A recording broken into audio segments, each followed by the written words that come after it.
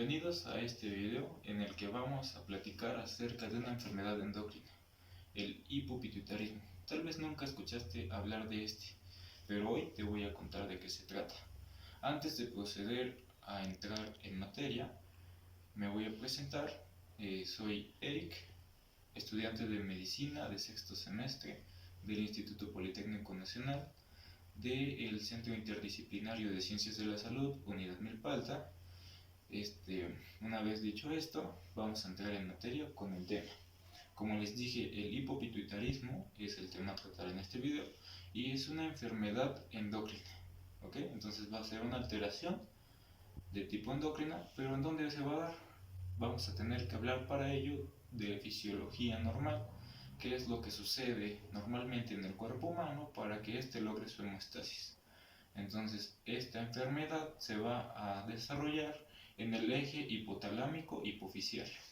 Este eje hipotalámico hipofisiario, como su nombre lo indica, sencillamente está conformado por el hipotálamo y por la hipófisis. Se las presento. Entonces, vamos a tener que estos dos componentes van a estar dentro del cerebro. Entonces, en la parte más superficial vamos a tener al hipotálamo y en una parte más inferior a la hipófisis. Estos dos van a estar conectados entre sí y van a tener en conjunto la función de la secreción de hormonas del cuerpo. Entonces, estos dos van a estar conectados a través de dos vías. La primera de ellas va a ser ubicada por el sistema portal y la segunda por axones de las células magnocelulares que van a terminar en la hipófisis. Pero para explicarles y entiendan mejor esta parte, necesitamos hablar un poquito acerca de la hipófisis. La hipófisis, o también denominada glándula pineal o glándula pituitaria, anatómicamente y funcionalmente está dividida en dos partes, como lo podemos observar aquí en el dibujo, una parte morada y una parte rosa. La parte morada es la hipófisis anterior, también denominada adenohipófisis, y la parte en rosa es la hipófisis posterior o neurohipófisis. Vamos a tener entonces que la adenohipófisis está conectada hacia los centros que se encuentran en el hipotálamo a través del sistema portal hipotálamo hipofisiario, y que la neurohipófisis va a estar conectada al hipotálamo a través de los axones que les mencionaba, para poder lograr la regulación y liberación de todas estas hormonas que aquí les presento en mi maqueta. Entonces, después de haber dado un contexto general, vamos a proceder a platicar en qué consiste todo este eje o por qué. Entonces, el hipotálamo va a mandar hormonas que van a regular la secreción de las hormonas hipofisiales. Como quien dice, el que manda es el hipotálamo.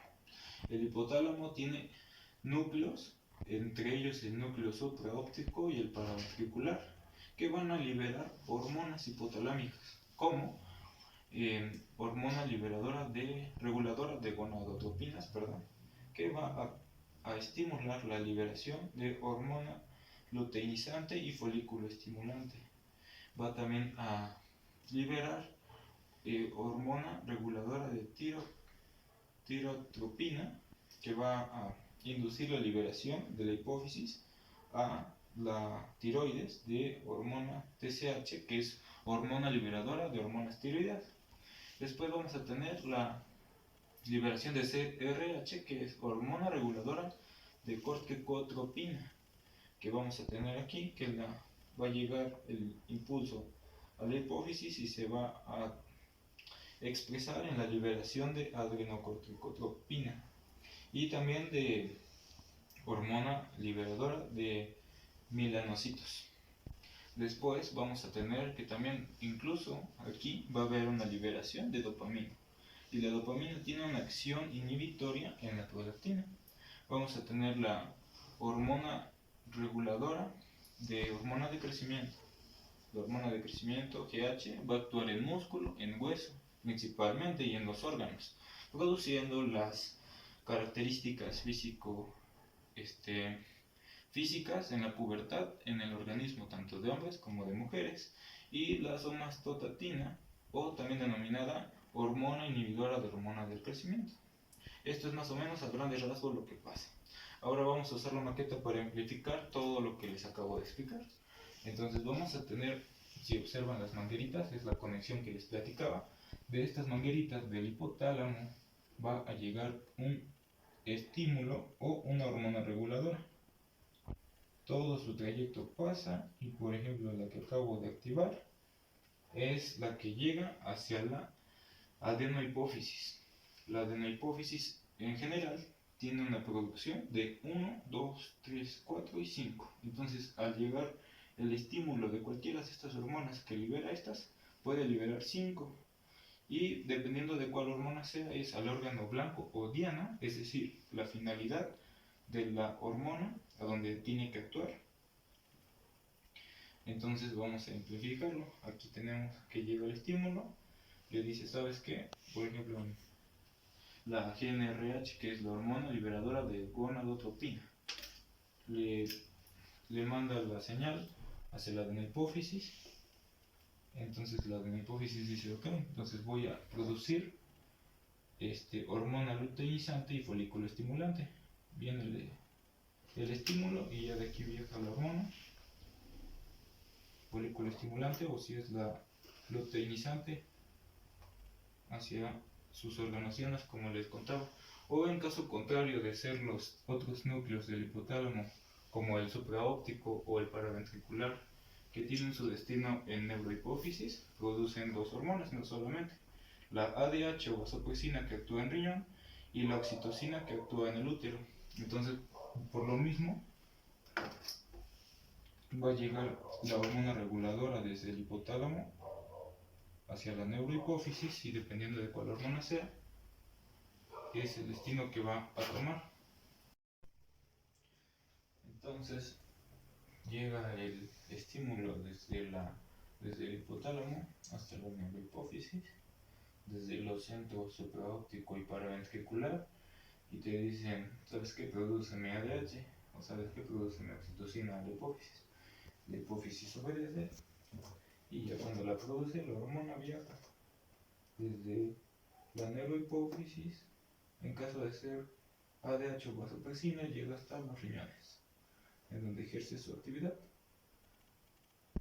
En caso contrario de que fuera oxitocina, desde la neurohipófisis aquí va a llegar otra vez la hormona reguladora, y se va a producir la hormona. La oxitocina tiene su acción en el útero. Pero esto sería el funcionamiento normal. Ahora, hablando del hipopituitarismo. El hipopituitarismo va a ser una afectación en las hormonas hipofisarias, es decir, que no se produce la cantidad necesaria de una, es decir, parcial, o de todas las glándulas, de todas las hormonas que se producen en esta glándula. Pero la causa del por qué puede ser tanto enfermedades o alteraciones en el hipotálamo de los factores reguladores, o de que sea una afectación en la hipófisis. Principalmente se va a deber en una afectación de la adenohipófisis. Entonces, cuando hay una afectación en la hipófisis parcial, se va a denominar hipopituitarismo. Pero cuando ya todas las hormonas que aquí están presentes, sobre todo las de adenohipófisis, no se producen, se va a llamar la enfermedad panhipopituitarismo. Es decir, el panhipopituitarismo es la afectación en la secreción de hormonas que se producen en hipófisis. Y como les mencionaba, pueden ser de dos causas: enfermedades o alteraciones en los factores reguladores que vienen del hipotálamo, y en la alteración de la producción de hormonas en la hipófisis, principalmente de adenohipófisis. Ahora bien, tiene una clasificación en dos partes, primaria y secundaria. Los primarios son debidos a defecto, trastorno o destrucción de la adenohipófisis. Ese es el hipopituitarismo primario. Y el secundario se va a deber a una alteración en los factores estimulantes reguladores del hipotálamo. Esas son las dos clasificaciones de las causas que pueden darnos hipopituitarismo. Entonces, después de esto vamos a tener que las manifestaciones clínicas van a estar dadas dependiendo de cuál o cuáles hormonas sean afectadas en esta enfermedad. Puede ser una o puede ser todas, como se les explicó. Una, hipopituitarismo, y todas van hipopituitarismo. Las manifestaciones clínicas, claro, pueden afectar tanto al hombre como a la mujer y van a depender de cuál o cuáles hormonas sean las afectadas en su secreción. Y esto sería todo por mi parte de la fisiología normal y la que sucede en la enfermedad endocrina explicada.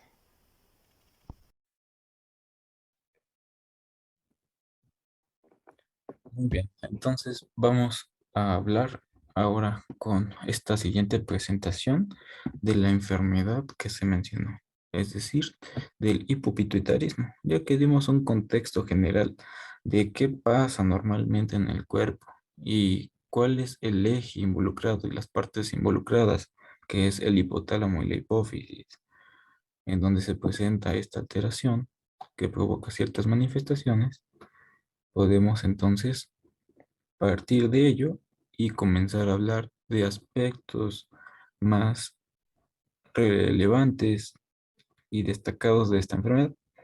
En las imágenes que podemos observar está la hipófisis, que está ubicada en el cerebro, y el hipotálamo, pudiendo observar su estrecha relación.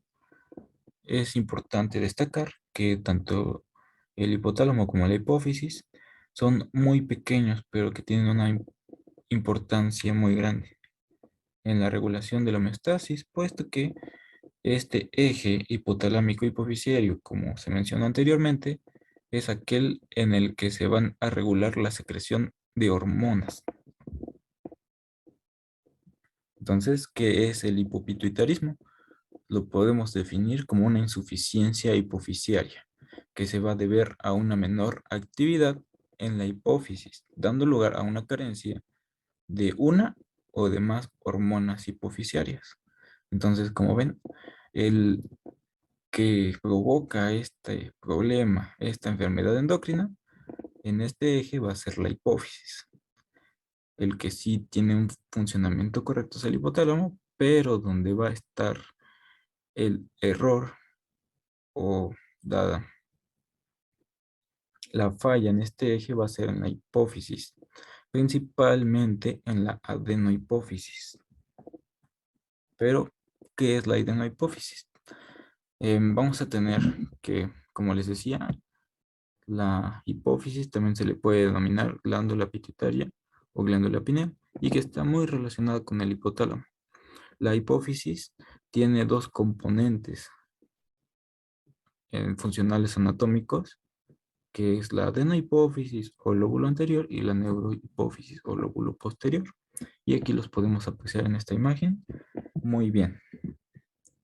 Entonces, después de haberles presentado ya de manera más exacta a la hipófisis, vamos a hablar acerca del eje hipotalámico hipofisiario una vez más, puesto que de aquí es donde se deriva el problema de esta enfermedad endocrina.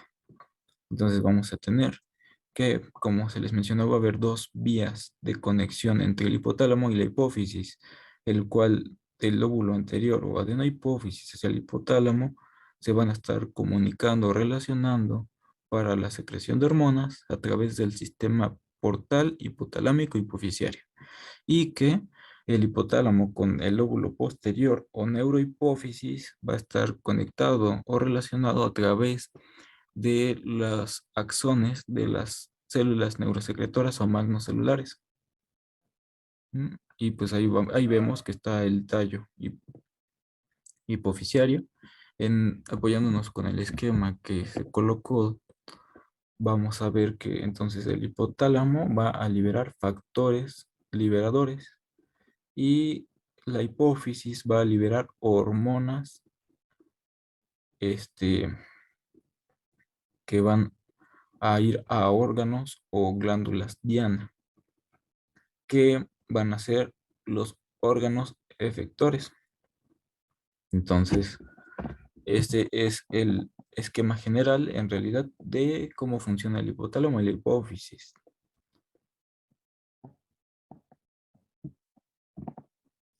Vamos a hablar acerca de qué hormonas hipofisiarias existen.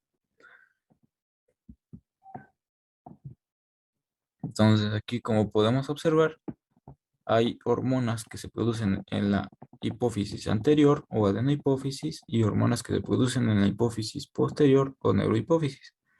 En la hipófisis anterior se produce la hormona del crecimiento que actúa en hueso, los órganos y músculos, propiciando los cambios en el organismo físicos. Va a producirse también ACTH o también denominada adrenocorticotropa, que va a actuar en las glándulas suprarrenales. Vamos a tener también que aquí en la hipófisis anterior se va a producir hormona estimulante de hormonas tiroideas, que va a actuar hacia la glándula tiroides. También se va a liberar hormonas gonadotropinas. Existen dos: folículo estimulante y luteinizante, cada una con su respectivo órgano diana, tanto testículos como ovarios respectivamente. También se va a liberar la prolactina, que va a tener acción en glándulas mamarias. Y después tenemos las hormonas que se secretan en la hipófisis posterior o neurohipófisis, que van a ser dos: la hormona antidiurética que actúa en riñones, también denominada vasopresina o ADH, y la oxitocina, que va a actuar en el útero y glándulas mamarias. Entonces, aquí les presento una tabla en donde se observa la hormona, la glándula de origen, tejido de destino y cuál es su función. Entonces tenemos la adrenocorticótropa, que va a venir de la hipófisis en su lóbulo anterior, que va a llegar a actuar a la corteza suprarrenal, ocasionando la activación de secreción de cortisol, que es un glucocorticoide muy importante, también denominado como la hormona del estrés, puesto que se libera demasiado cuando el organismo y las personas estamos en situaciones de estrés. Después vamos a tener a la hormona del crecimiento, que va a venir de la hipófisis del lóbulo anterior, que va a tener como tejido de destino a todo el cuerpo y que va a tener como función estimular el crecimiento y el desarrollo. También tenemos a la hormona folículo estimulante, que va a venir de la hipófisis del lóbulo anterior, que va a tener como destino a las glándulas sexuales y como función estimular la maduración tanto de los órganos reproductores femeninos y masculinos y de las células que son características de cada uno. En la mujer el lóbulo y en el hombre la producción de espermas. Vamos a tener la hormona luteinizante, que viene de la hipófisis anterior y tiene como tejido de destino las glándulas sexuales. Como función va a estimular la ovulación femenina y en los hombres va a provocar la secreción de testosterona. Tenemos también la prolactina, que viene de la hipófisis del lóbulo anterior, que tiene como tejido de destino las glándulas mamarias y tiene como función estimular la secreción de leche, claro, tras el parto. La tirotropina, que viene desde la hipófisis del lóbulo anterior, que tiene como tejido de destino la tiroides y que tiene como función activar la secreción de hormonas tiroideas. Después tenemos a la melanotropina, que viene de la glándula hipófisis del lóbulo medio y tiene como tejido de destino células productoras de melanina, que tienen como función controlar la pigmentación de la piel. Por último, tenemos a las hormonas del lóbulo posterior, la vasopresina y la oxitocina. La vasopresina tiene como tejido de destino a los riñones y tiene como función regular la retención de líquidos, además de la tensión arterial. Por ello es muy importante. Y la oxitocina, que tiene como glándula de origen la hipófisis posterior, como tejido de destino el útero y glándulas mamarias, y como función activar la contracción del útero durante el parto, principalmente. Además de estimular la secreción de leche. Entonces tenemos después las causas del hipopituitarismo. ¿Cuáles pueden ser las causas de esta enfermedad? Tenemos 6 tipos de causas: adenomas hipoficiarios, otros tumores que se dan en la hipófisis, radioterapia, inflamación, hemorragia y traumatismo cerebral grave. Principalmente son las causas que pueden desencadenar esta enfermedad. Y como ejemplos en los adenomas hipoficiarios, tenemos a los no funcionantes, a los funcionantes y a los derivados de cirugías previas en un adenoma hipoficiario que no pudo ser extraído en su totalidad. Otros tumores cerca de la hipófisis, como quistes, metástasis, radioterapia en tratamientos hipoficiarios, inflamación como hipofisitis, tuberculosis, meningitis, sarcoidosis, histiocicosis, hemorragias como el síndrome de Sheehan, que va a estar asociada a una hemorragia durante el parto. Después vamos a hablar acerca de la clasificación. La clasificación del hipopituitarismo puede estar dada en dos principales grupos: el primario y el secundario. El primario va a estar causado por trastornos que afectan a la glándula hipófisis, causando una destrucción de la misma, sobre todo de adenohipófisis. Y el secundario va a estar causado por trastornos en el hipotálamo. Y este trastorno del hipotálamo causa una deficiencia de los factores de estimulación que nacen en este rubro. Y ahí podemos observar a la hipófisis y un panorama del hipotálamo general. ¿Qué causas pueden derivar hipopituitarismo primario? Vamos a tener que lo pueden inducir los tumores, una necrosis isquémica, enfermedades infiltrativas, apoplejia hipoficiaria, aneurisma intracelular, procesos infecciosos o granulomatosos, procesos infecciosos o autoinmunes, silla turca vacía, iatrogénica, idiopática. Causas del hipopituitarismo secundario pueden ser tumores, traumatismo, lesiones vasculares, enfermedades inflamatorias y daño por radioterapia. En los tumores tenemos como ejemplo los gliomas, hemangiomas.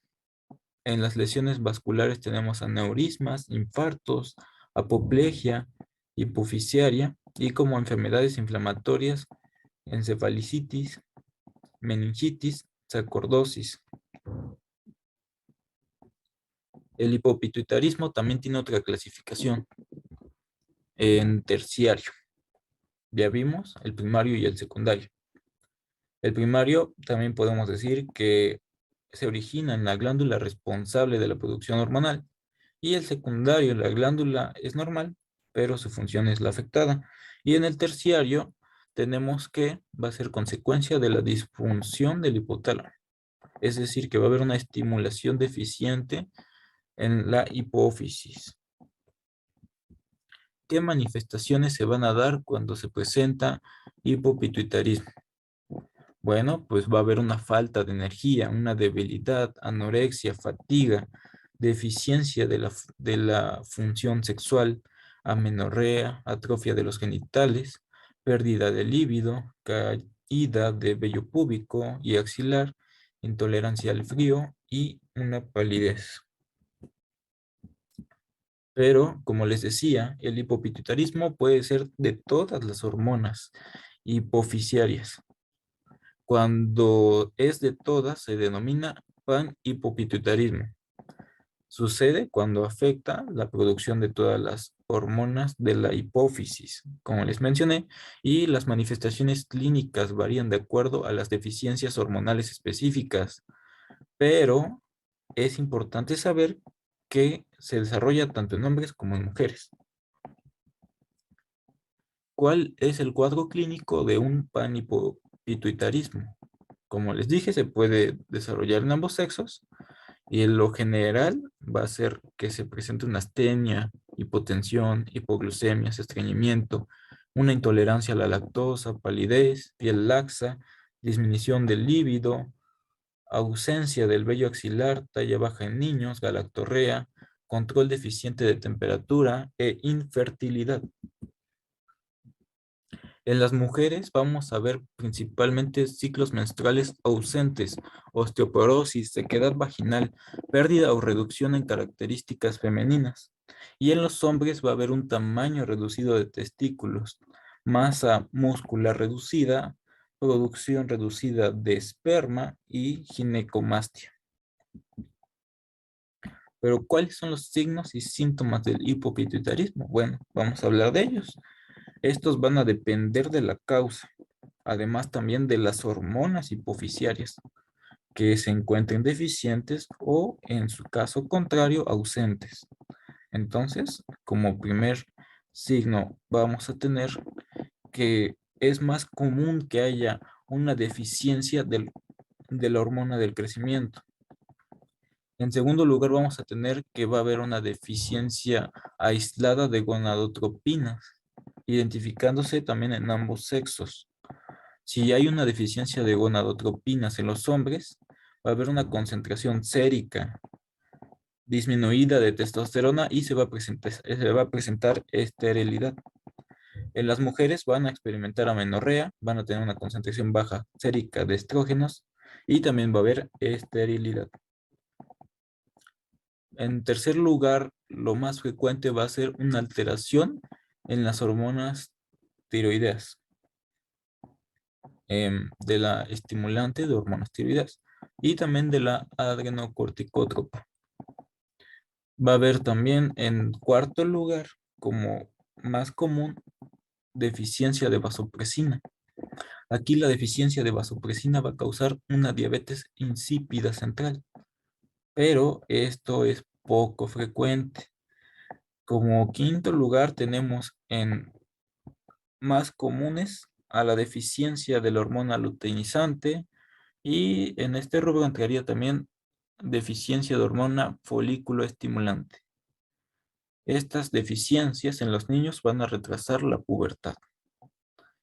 En sexto lugar vamos a tener a mujeres premenopáusicas que van a desarrollar amenorrea, disminución del líbido, regresión de las características sexuales secundarias y esterilidad. La diabetes insípida central, ¿qué es? ¿Y por qué estamos hablando de ella? Como se los mencioné, es la consecuencia de una deficiencia de vasopresina, también denominada antidiurética. Esta hormona va a ser la encargada de limitar la excreción de agua a nivel renal que tenemos a diario. Entonces, los signos y síntomas de la diabetes insípida van a ser una sed extrema, una producción de grandes cantidades de orina diluida y la sensación de necesidad frecuente de levantarse a orinar, sobre todo en las noches. En novena posición tenemos a la deficiencia de adrenocorticotropina, que va a producirse en la suprarrenal, puesto que va a ocasionar cansancio, hipotensión e intolerancia al estrés y va a ser al individuo más propenso a infecciones debido a que disminuye la cantidad de cortisol que se produce en el organismo. De ahí su intolerancia al estrés, puesto que se libera cortisol cuando estamos en situaciones de estrés. Y como décima posición tenemos a las lesiones hipotalámicas. Una lesión hipotalámica puede provocar hipopituitarismo, puesto que va a afectar los centros que controlan el apetito, va a desarrollarse por esto un síndrome semejante a la anorexia nerviosa y que produce obesidad mórbida. La obesidad mórbida la tenemos reflejada en la imagen que se puede observar en esta diapositiva.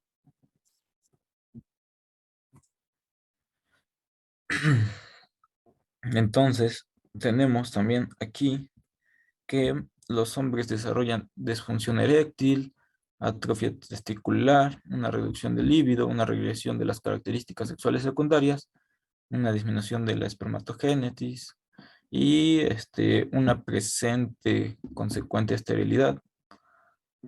En otro aspecto vamos a tener que la deficiencia de la hormona liberadora de hormonas tiroideas va a producir un hipotiroidismo. Claro está, por al verse disminuida la TSH, se disminuyen las cantidades que se producen de hormonas tiroideas, provocando una afectación denominada hipotiroidismo. Hipo de poco, tiroidismo de producción de hormonas tiroideas, en la cual vamos a ver síntomas como presentación de edemas en tejidos blancos, sobre todo de la cara, presentación de voz ronca, bradicardia e intolerancia al frío.